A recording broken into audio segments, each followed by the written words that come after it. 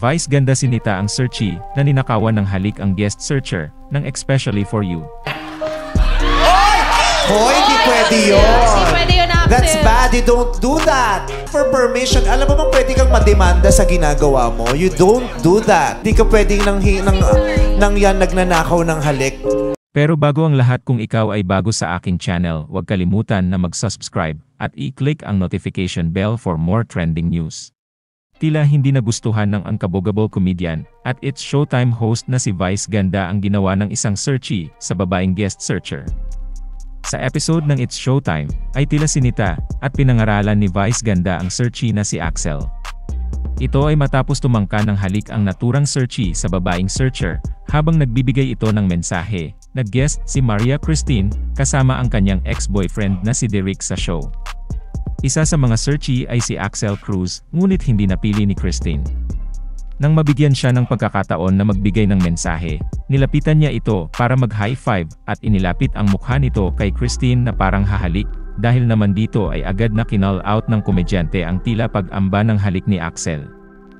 Ayon kay Vice ganda, hoy hindi pwede yun, that's bad, you don't do that, you ask for permission. Alam mo bang pwede kang mademanda sa ginawa mo?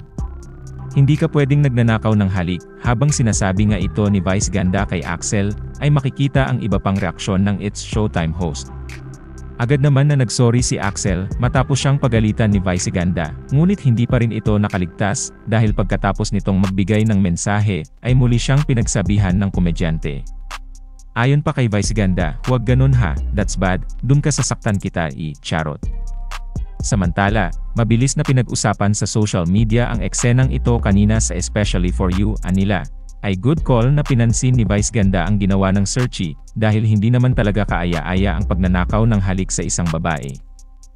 Dagdag pa nila na nasa national TV si Axel, kaya naman no excuse talaga ang kanyang nagawa sa It's Showtime. Samantala, kasunod ng eksenang iyon, umani ng maraming negatibong batikos si Axel Cruz mula sa mga netizens online. Sa gitna ng pambabash, naglabas siya ng pahayag na nilinaw na hindi niya intensyon na magnakaw ng halik sa kanya.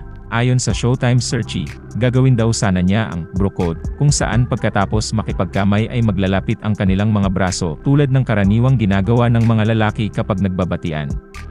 Ipinaliwanag niya na ang anggulong kinuha ng kamera ay parang pinipilit niya. Umapela si Axel sa mga netizens na ihinto ang pagpapadala ng mga hate message at pag-post ng mga pinutol na bersyon ng episode. Nagpahayag din siya ng pasasalamat sa lahat ng nagpahayag ng suporta sa kanya. Humingi ng paumanhin ang searchy sa publiko kung may nagawa siyang mali base sa pananaw ng ibang tao. Nagsorry din siya kay Christine kung nagulat man siya o naramdaman niyang sinusubukan niya itong halikan. Sa kanyang post, nilinaw niya na hindi niya ito intensyon. Tinapos niya ang kanyang post na nagpapasalamat sa Showtime cast sa pagkakataong maging bahagi ng segment.